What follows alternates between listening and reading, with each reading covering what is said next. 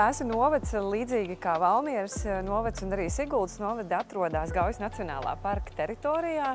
Dzīvojot Gaujas Nacionālā parka teritorijā, protams, mēs skatāmies atbildīgi uz to, kādu vidi mēs veidojam un kādu vidi mēs gribam atstāt nākamajām paaudzēm. Mūsu reģions ir ļoti bagāts ar koka resursiem. Līdz ar to koks mums kalpo ne tikai kā meža izpratnē vide, kur atpūsties, kur baudīt dabu, uzlabot veselību, bet koks ir arī materiāls, kuru mēs izmantojam ikdienā. Tajā skaitā arī domājot par ēkām, un ne tikai privātajām ēkām, bet arī sabiedriskajām ēkām. Līdz ar to koka resursi mums ir ļoti, ļoti svarīgi.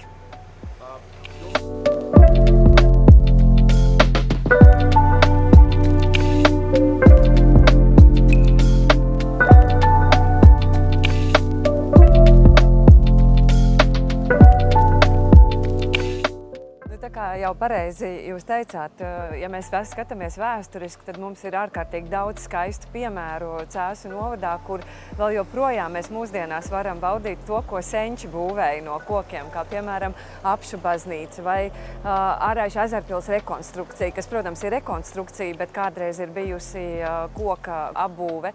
Tad mums ir mūsdienās būvēti skaisti objekti, kā Cēsu koncertzāle, kurā ir izmantots koks pašas koncertzāles, teiksim, dizainā un elementos, un arī sociālo pakalpojumu centrs Pērle, kur ir koka konstrukcijas izmantots un daudz un dažādu koka detaļu.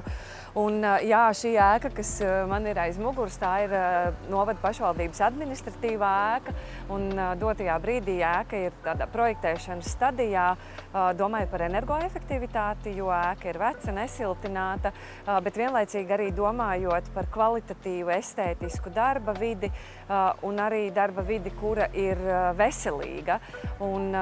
Projektētāji šajā brīdī un arhitekti diskutē par ēkas ārējo fasādi un ka tajā varētu iestrādāt koka risinājumus.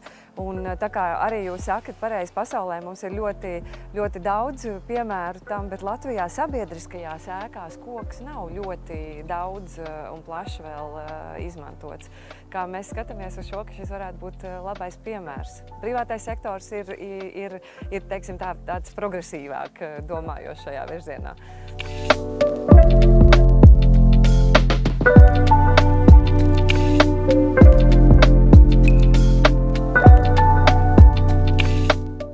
Mūsdienās vispār, lai mēs atrisinātu kaut kādu, vai tā būtu problemātika, vai mēs realizētu kādu kompleksāku projektu, kas ir, teiksim, tādām sabiedriskajām vajadzībām, mēs nevaram dzīvot katrs savā kastītē.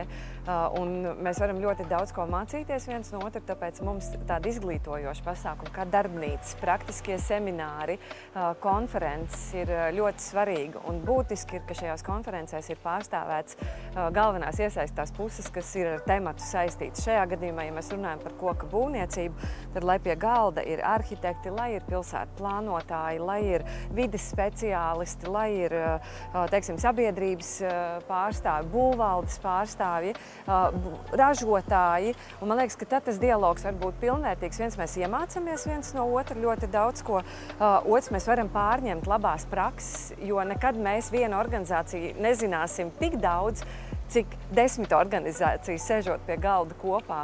Līdz ar to, man liekas, tas ir ārkārtīgi svarīgi, ka mēs ne tikai sarunājamies, bet mācamies viens no otra un kopīgi domājam, kā lietas risināt un arī mainīt savu domāšanu. Tā kā, jā, strādājam kopā.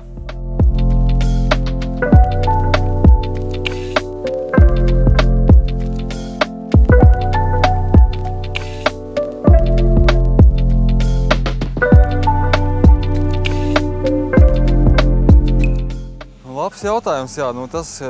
Es domāju, ka tā ir tā domāšana, tā kaut kāda mūsu padomju laika pēda vai kaut kādas bailes vai konservatīvisms vai kaut kas tāds, jo faktiski jau mums būtu jāskatās tiem piemēriem, kas ir ārpus Latvijas, kas ir Skandināvijā, kas ir Rietumē Eiropā, Austrijā, Vācijā, jo tur mēs ar savām koka būvēm esam klātesoši un tur mēs atbilstam tām prasībām un tam virzieniem un redzējumam. Tas, kas būtu šeit jāmaina, droši vien, ka būtu vairāk jāizglīto pašvaldību pārstāvji, biežāk jāved uz objektiem tas koka būvis, lai sajustu to klimatu, to vidi, kurā ir ērti strādāt, kurā ir ērti uzturēties un kura labi izskatās.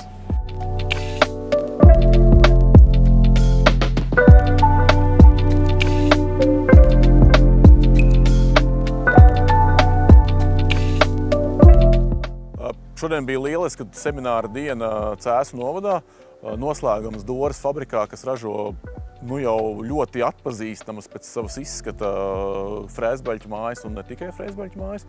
Un tā galvenā atziņa ir tāda, ka mēs varam, viņi var, citi būvnieki var, pašvaldībām valstī ir jābūt mazliet fleksiblākām, ir jābūt ieinteresētām tajā faktā, ka mums Latvijā ir šis meža resurs, mums ir pieredze koka būvniecībā un vajag to pasūtījumu veidot tā, lai arī koka būvniekiem ir iespēja piedalīties un lai arī Latvijas pašvaldību iedzīvotāji nav sliktāki par norvēģu, zviedru, šveiciešu vai austriešu iedzīvotājiem un arī, lai arī mums tās pašvaldību ēkas, gan teātri, gan aprūpes ēkas, slimnīcas un vispārējais ir būvēts no koka, un mēs to varam.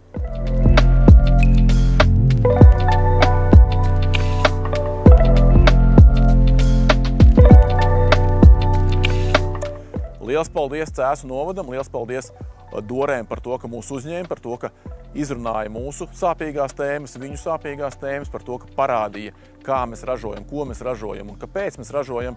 Un tiekamies atkal 13. septembrī.